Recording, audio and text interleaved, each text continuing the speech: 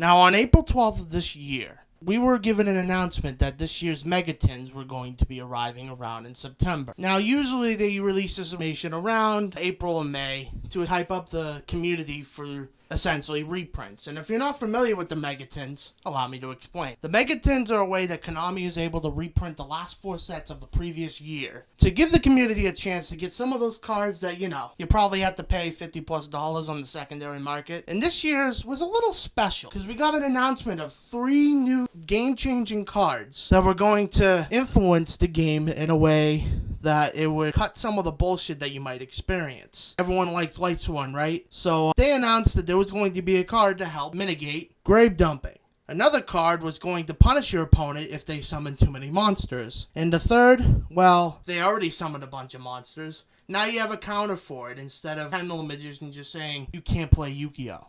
And on August 10th, they actually worked with a bunch of other Yu-Gi tubers and announced all the cards. I'm going to talk about them because I feel they're worth talking about. Starting with Dimension Shifter. If you have no cards in your graveyard, quick effect. You can send this card from your hand to the graveyard until the end of the next turn. Any card sent to the graveyard is banished instead. Now, I think this card will actually be good for those Banisher of the Light sort of decks, those decks that just purely banish. They want nothing in the graveyard. I have a hard time seeing this being in the side deck unless it becomes a problem, but Lightsworn seems to get past with no issues from the community whatsoever. So I think this card will actually have some potential to pretty much stopping all that bullshit. I still think Abyss Dweller is going to be a card that's going to be used more frequently, but this is a good way to really slow down. The only problem I have with it really is that, well, if you go first, that's when it becomes an issue. Because now you have all these cards in your grave and you can't really activate it. So, again, I think this is a card for very specific decks. It's not going to be in every side deck. That's just the way I see it. Now on to my personal favorite. Dark Ruler No More. Negate the effects of all face-up monsters your opponent currently controls until the end of this turn. Also, for the rest of the turn after this card resolves, your opponent takes no damage.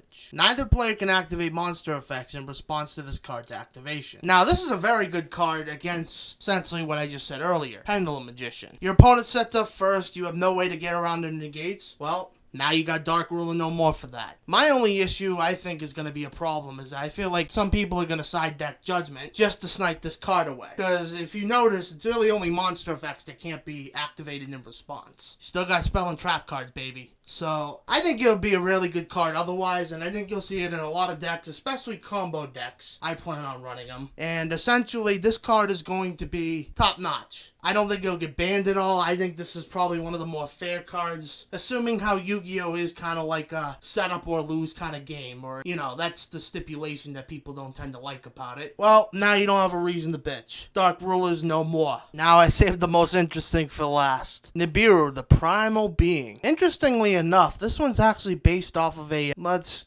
put it as a phenomena. Kind of like the 2012 End of the World Mayan calendar shit, but a little more outrageous, believe it or not. Despite this, what does it do? During your main phase, if your opponent normal special summons 5 or more monsters this turn, quick effect. You contribute as many face-up monsters on the field as possible, and if you do, special summon this card from your hand. Then special summon 1 Primal Being token, Rock, Light, level 11, Mysterious Attack and Defense, to your opponent's field. This token's attack and defense become the combined original attack and defense of the tributed monsters. You can only use this effect to Nibiru the Primal Being once per turn. Now, this card I feel like is going to be the most potential for a ban list. Why? This card really kind of fucks with combo decks, and that's essentially majority of Yu-Gi-Oh! Today. All I'm gonna say is Stun and Anti-Meta are gonna love this card. You wanna know what I mean? I got some examples for you. One example, a deck I play, Crusadia. Let me give you a vision of a combo. You start off, you normal summon Reclusia. Now you're going to link summon into Magus. That's 2 summons. Next, you're going to activate Draco from your hand.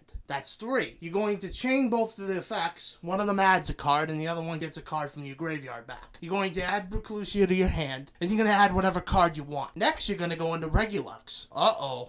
That's 4 summons. I summon 1 more card to do my Regulux combo. My opponent can just Nibiru me, and I have to start all over. Yes, I get a nice little token to link summon with, but if I don't have an extender, good luck. Want another example? Thunder Dragons. Let's start off. I discard Dragon Roar to special summon a Thunder Dragon from the deck.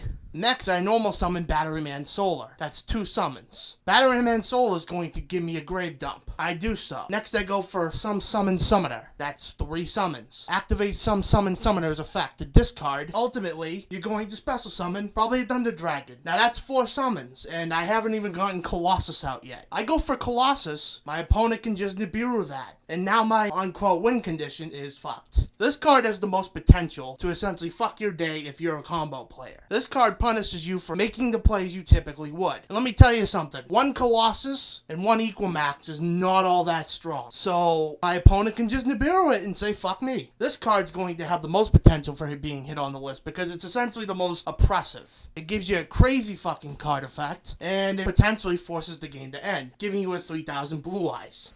So those are my thoughts on the 3 new world premiere cards. Good? Hell yes. Potential ban worthy? Maybe just Nibiru. Only time will tell. See you later, guys. Check out Asaurus for more Yu-Gi-Oh content and other cool things.